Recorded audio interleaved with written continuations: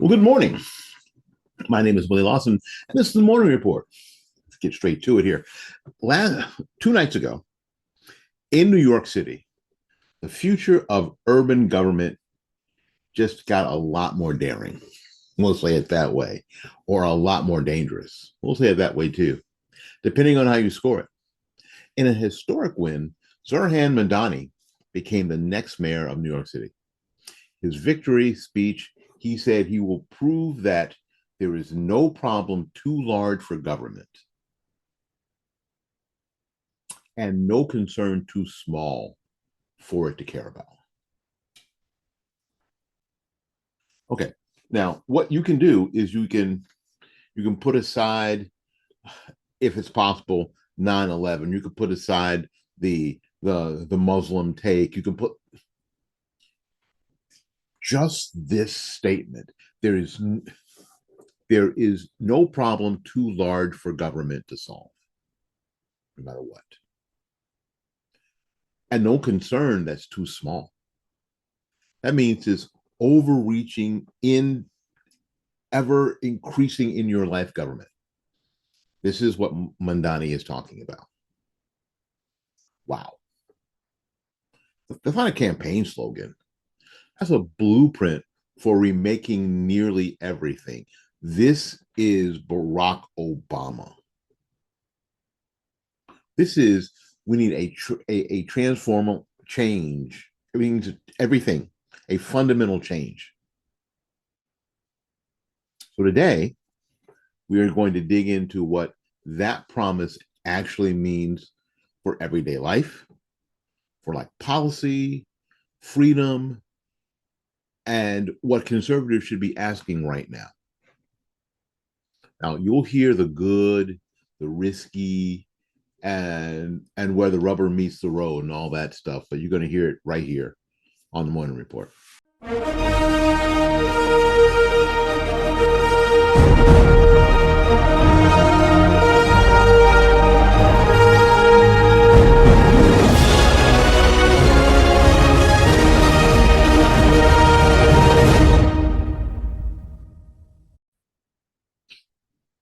All right, let's set the scene.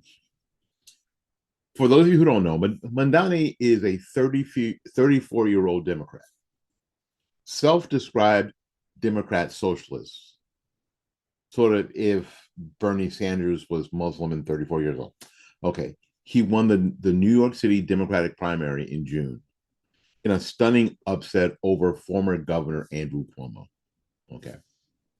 His campaign revolved around the cost of living, rent freezes, free transit, public grocery stores, universal child care. This is the wish list, the Christmas list of every leftist in the country, right? That rent, remember COVID? Rent, you can't raise rent. You can't, especially on buildings that have rent control. This is why rent control is a bad idea, but that's an entirely other discussion. Okay, so we're talking about free transit. That means that the buses that run up and down the street should be able just to get on one and go somewhere. Now, we get asked the question, well, who's paying for the gas? Who's paying the driver? Who's paying the driver's life insurance or health insurance? We get asked those questions, but we'd be, I don't know, too Trump-like to do that, I guess. Public grocery stores, not Publix grocery stores, because Publix grocery stores, shopping is a pleasure. Public grocery stores that are run by the city, run by the government. Now, yeah, I'm sorry, I'm old enough to know that all you have to do is look just a little deeper and see how government runs things versus how the private industry runs things to find out that there isn't anything that I can come up with off the top of my head that government does better than private industry, and especially grocery stores. Come on. You've been the Publix. You've been the Kroger, right? You've been the Food Lion, right? Publix, where shopping is a pleasure. How many times have you walked into Publix and found empty shelves? The only time that we have empty shelves here is during a storm, during a hurricane, where there ain't no water. Now, everybody got thirsty and start drinking water. The minute it starts raining, the water comes from the sky. I'm not sure why that is, but it's the case here. And there ain't no bread. And up north, you see when it snows, the water comes from the sky. All the milk is gone, right? The bread and the milk just leave. The fact is that we don't see in this country empty shelves. The couple of experiments that cities have done with publicly run grocery stores end with empty shelves. Anyway, just saying. And universal child care. That means just drop your kid off at the child care. It's free. Who's paying for the building? Who's paying for the electricity and the gas and the water and the people who are watching your children? Who's paying for their insurance? Who's paying for the liability insurance in case something happens to your kid there? Or if you drop your kid off at the public health care, it's just if you get back and they're still there, it's a win, right? But asking these questions makes me too Trump-like, right? So I won't ask them. Again, here's the important puzzle that many of us, all the promises sound good to hearts, but when you unpack them like I just did, you'll find that most trade-offs, most voters don't see on election day. I have the feeling that once these things start to unfold for real, that maybe there'll be some buyer's regret. I'm praying there's going to be some buyer's regret. Now, what's also going to happen is the propaganda machine is going to show up, the shellac over all the. Now, the line is this line is the strategy. Government as a total response unit. Everything is within the scope of government. Everything. Everything. Okay. Then government size, cost, and power must expand. If there isn't a problem too big for government, then government is everything. Government is your mama and your daddy and your grandmama and your bank and your grocer and your doctor. Grandma, government your life. That's what that's what this man is talking about. Government is now life. That is how you will navigate life through the lens of government. And in New York City, it'll be the New York City government. Now, be aware that on the other side of the country, there are other cities that can't wait to do the same thing. And you know who they are. San Francisco, Los Angeles. Can't wait. As a matter of fact, California can't wait for the whole state to model this impending nightmare. A problem too large becomes an excuse to nationalize or to municipalize whole sectors of housing, food, and transit. Because there isn't any problem that's too big for us to solve. A concern too small means the state enters to micromanage childcare, groceries, maybe even lifestyle decisions. No matter what little piddly thing, government can have a say. So here's what this means in practice. Where does the private sector go when taxpayer-funded options expand? When government says, we'll do it all. Do you still get to choose? Or does choice shrink? That is something that we are going to have to look at and track and be honest about. Mamdani has floated this public grocery stores and heavy subsidies. Now, subsidies means taxes. It means the government's going to pay for it, and the government doesn't have any money of its own. So you know what money they're going to use? They're going to use your money. If government competes with private grocers, that's not a level playing field because it's very simple. Because government doesn't have to make profit. If I have a business that doesn't have to make any money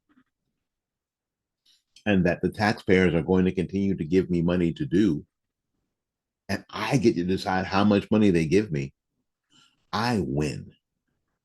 I beat every private industry into the ground, even if I suck. Don't you get that? Don't you get that? Hey, so private stores can't match state-backed prices forever, pricing forever. They can't. If I don't have to make any money, I can make stuff damn near free. The risk, fewer grocers. That's what's going to happen. Less competition, less choice. So whenever I got, because there is less choice, you got to buy. I get to decide. You remember the ban on sugary drinks, the extra large ones? Yeah, all you people who were screaming about your EBT and not being able to buy snacks. If you live in New York, there won't be snacks to buy.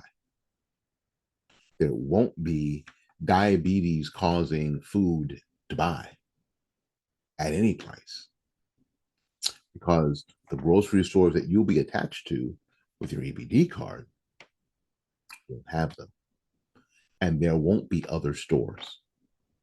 There won't be options. You'll have to go down to New Jersey and get that, maybe, because they've got a radical governor now. Oh, yeah. Those of you who are thinking about coming to Florida, you've heard this in the past couple of days. We're closed. Thank you very much. We're full. We have our quota of New York. We have our quota of California. We have our quota of Connecticut. We have our quota of New Jersey. We're full of it. If you want to move from Texas, if you are from Texas, not Austin, we'll think about it. All right. Let's talk about transit. Free buses. Be able to get on a bus and just go. Free buses and a fare free system sound wonderful, but someone pays for them. Well, all of these things taxpayers pay for.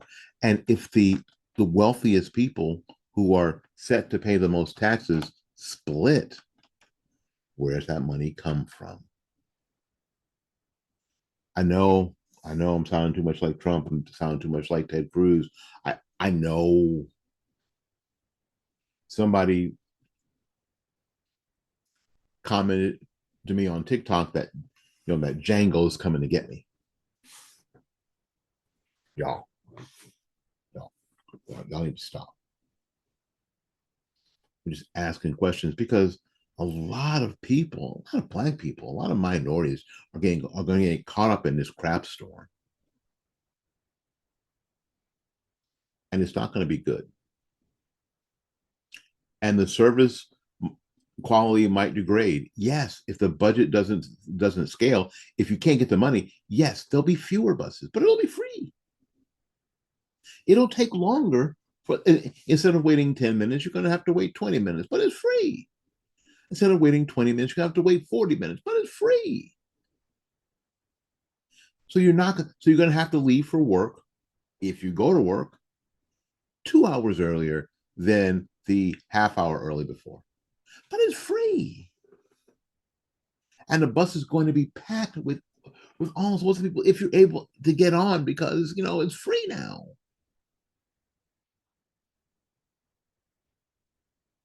Junkies riding the bus all day long from place to place. Why? Because it's free.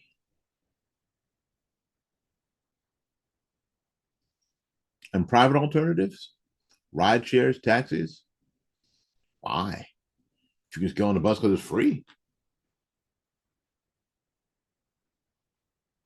Y'all, y'all, housing, rent freezes. Now, I don't live in an area that has rent controlled apartments, and I'll be honest with you, I don't really understand it because if I own a building, my thought is because I've lived here all my life since I was 7. That if I own a building and I take care of it, that means that I make sure that the building is safe. I make sure that the building has proper upgrades. I make sure that the area is clean. I do all the stuff, and I pay it from my own pocket, not government. I pay it from my own pocket. As things get more expensive, as paint gets more expensive, as tile gets more expensive, as all the things get more expensive, then it makes sense for me to maybe bump that rent up a little bit. Why? First of all, because it's my building. Because it's my building. My name's on the lease. I pay the taxes on it. Right? I'm responsible for it. I'm also responsible for the safety and the comfort of my tenants. By law, I am. And I should be. So when government comes in and says, no, you can't charge any more rent, rents are frozen at this level. And as all the things I mentioned get more expensive, what the hell am I supposed to do? I know what most people do. They back off. Well, things don't get fixed. Things don't get painted. Things don't get upgraded. Deterioration sets in. But at least the rent didn't go up. You know, it's great for tenants in the short term, but in the long run, the things that I've said start to happen. There are fewer new buildings. There's fewer new buildings. Why? Why would I build a building and go through all that and be told by the government how much I can charge for it? And a lot fewer private sector investors. Why? Because there's no money in it. What's the profit in it? All the construction costs skyrocket. Higher taxes, definitely, because higher taxes because there's not enough money now in the pool because people split. Long-term housing supply tends to suffer under housing regulations. It didn't make the situation better, it made it worse. But you're not paying as much in rent. As long as you stay there, and as long as you can fight off the rats and the roaches and the peeling paint and the plumbing that doesn't work and the shaky electricity that nice apartment was, now it's a tenement. Okay, good for you. The point is this: the idea of that government can fix everything glosses over economic reality. Markets, incentives, rights, they matter. And we're back to this. Remember a couple of summers ago? Mamdani's allies and much of the progressive base want deep change in policing and public safety structures. Remember his tweet? No, we mean defund the police. Critics worry that, quote, reforming, end quote, can become replacing. And that's when public safety becomes conceptual rather than practical. And the same people that we say we worry about pay the price. If you believe a mayor should guarantee safe neighborhood streets, then the mayor must show metrics, accountability, results, crime down, response time up. Community trust would be restored. If the pitch is, well, we'll rethink policing entirely, that's at least a gamble, right? On a theory over practice. And in high crime areas, theory doesn't keep people safe at night. So the guardrail question here is, when the promise is government will handle everything, what happens when government fails? Who holds them accountable? Right now, conservatives have to insist yes to oversight, yes to measurable outcomes, no to vague rhetoric. You know, living in this constitutional republic that we have is a very tentative balancing act. This is why Thomas Sowell says that there are no solutions, there are only trade-offs. Except, right? There are only trade-offs. If people want to be safe, not just feel safe, because feeling safe is one thing and being safe is something else entirely, then they'll have to agree to a certain amount of surveillance. They'll have to agree to a certain amount of policing,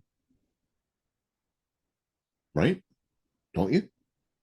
And then you have, if you agree to a certain amount of policing, you have to agree to a certain amount of people being incarcerated, arrested, or incarcerated. Because the balance is, you got to take the bad guy off the street, because, folks, there is a bad guy, and you have, in order to keep your family safe, at some point you have to take the bad guy off the street, even if the bad guy looks like you,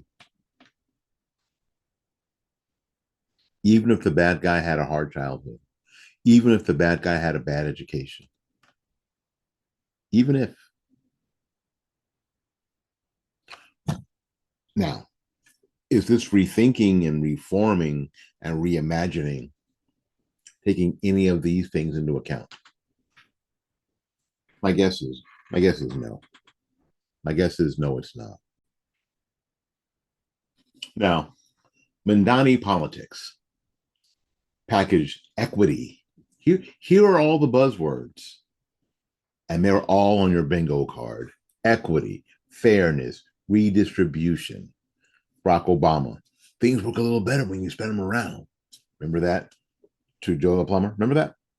I'm old enough to remember that, right? Again, great marketing. But beneath that lies conflict with ownership, property rights, and upward mobility. So if you emphasize everybody gets taken care of, you risk diminishing incentives and de-emphasizing risk, investment, entrepreneurship. If you turn property rights into everybody belongs to the collective, you undercut generational wealth. Now, we have talked on this program about generational wealth, and especially we've talked about it in the way that what's not happening in the Black community is generational wealth, and you'll see that on X, and you'll see that on Instagram when some especially Black people on the left talk about the average income of a white family, when you're talking about a Black family, that these people are privileged because their average incomes are much higher and have been much higher. You can't fix that by trying to push one side down. You can't. People have tried it. We've been trying it since Johnson's War on the Poor. It doesn't work. And you can't artificially lift one side up. It's hard. But if you use the same tools, if you use investment and entrepreneurship and education and opportunity, that's how you fix it. That's how you fix it. This stuff about, the collective, if you think that the chasm in generation wealth in demographically is big now, you wait until this starts to hit. So here's the deal. Are policies designed to preserve ownership and opportunity, or are they designed to redistribute and centralize? I thought y'all didn't want a king, but you just elected a prince. For people concerned about family legacy, stability, rising out of property, they need clarity. And what that means is, what the hell are you actually talking about? What the hell are you actually going to do? How is this going to affect my family for real? Now, this isn't just some New York City story. Mamdani's win signals a trend to urban America, younger voters, an energized-based radical style. Business interests are worried. Moderates in his own party are terrified. For conservatives and Christian conservatives, where you sit, I sit. Here's what we have to lean into. Ready? Lean in with me. Lean in with me. Demand transparency, budgets, tax burden, projected payoff. Lean in with me. Emphasize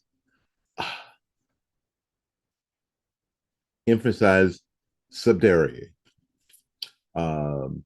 local solutions, private sector, families over big government.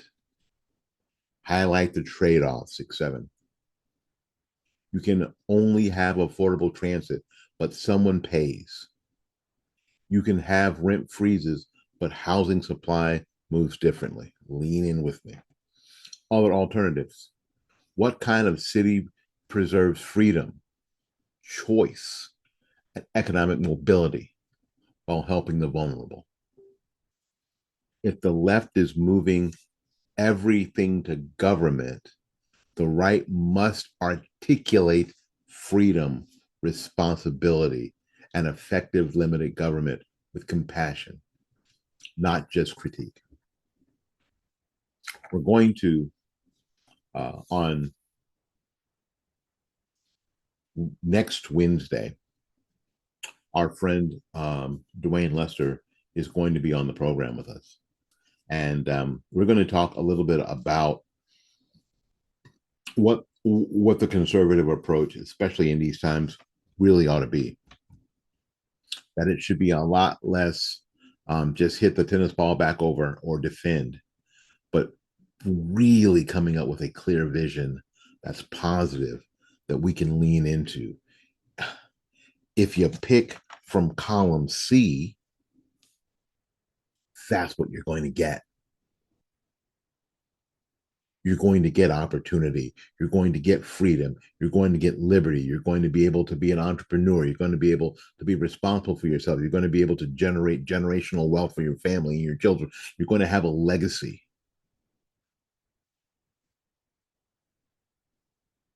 That's what we got. That's what we have to do. So my friend Dwayne Lester will be on next Wednesday. So look forward to that program. It's going to be fantastic because Dwayne is my friend and a fantastic person. We'll be back in a second. All right. Now, as this administration starts, here's what we need to be watching. We need to be watching tax and spending growth year to year. How much will New York City revenue need to increase? Because it's going to need to increase. Remember, they have free buses. They have city-run grocery stores. They're going to have free daycare. private sector participation. Are grocery stores going to head out? Is Target heading out? I mean, because Target has grocery stores. Is Target heading out? Is Walmart heading out? Kroger, are they heading out? I don't know the big brands there in New York City of grocery stores, because there is much different than here. Private sector participation, again, are they leaving? How about construction? Is construction rocking the house? And if construction isn't, is it slowing? Who's paying for it? That's where they get you. Choice in housing. Are affordable units added, or do private sector's numbers decline? Because part of the plan is to take some of those private sector, 7weekscoffee.com, 7weekscoffee.com. Use the promo code FightBackMedia. Because the plan is to take some of those places and take them over. Some of the private housing that people leave, and take them over. And some of the places that are warehouses and stuff that are abandoned, turn that into public housing. That's part of the process too. And they'll use those numbers to shore up their deficiencies. Anyway, crime stats, especially violent crime. Especially violent crime. Because you have to look at it differently, because crime statistics are one of those things that I learned get changed. If one bureau like the FBI calls a crime one thing, and then the local police call it something else, and then maybe the state police call it something else. So you can manipulate those numbers. You can. What you can't manipulate is the murders. What you can't manipulate is the rapes. So those are the two metrics we have to look at. School and childcare access. Are schools going to close? And do these free childcare. So if you have your kid in a childcare now, maybe you have somebody watching them, maybe you have a neighbor, maybe you have a friend, maybe you learned about somebody who has an in-home childcare, and you pay them some amount of money a month. You decide, well, I could save that money, and I could just take, little Muhammad and put him in the Little Muhammad free daycare and save that money. Are those places going to be open? Is there going to be room? Is there going to be access? Are they expanding without compromising quality or crowding? Governance transparency. Are the board meetings public? Are they having any of these meetings, this organizing, pulling people together? Are they having these meetings in public? Is the public allowed to go? Is the public allowed to make notes? Are they allowed to talk? Are they? What's the transparency number? Okay. Are the budget hearings open? Is that data published? So if you're a viewer of the morning report, I want you to ask, what's the exit strategy? When government involvement becomes so incredibly massive, what recourse do citizens have if it fails? Who keeps it, and what keeps it accountable? Now, to finish up, that phrase, no problem too large, or no concern too small, feels bold and inspiring. But bold also means big consequences. The more government promises it will do everything, the more you must ask, who pays? Who decides? Who chooses? And who loses? For conservatives, the task is clear. We want smart, hardworking government, but not complete government. We want communities, market choices, religious freedom, property rights. We want policy that uplifts, not policy that replaces righteousness with regulation. The next few years in New York City will be a heavyweight test case of this era's vision of progressive governance. I will be watching from here, and you should too. My name is Willie Lawson. Thanks for coming to the Morning Report this morning. If you like what we do, please subscribe to the channel here on YouTube and to our website, fightbackmedia.com. Share it with a friend. Keep your skeptical muscle flexing. Keep it going. Until we see you again, go out there and learn to love somebody. And for goodness sake, y'all take care of yourself. Remember, next Wednesday, Dwayne Lester on the program. We will see you then. Bye-bye now.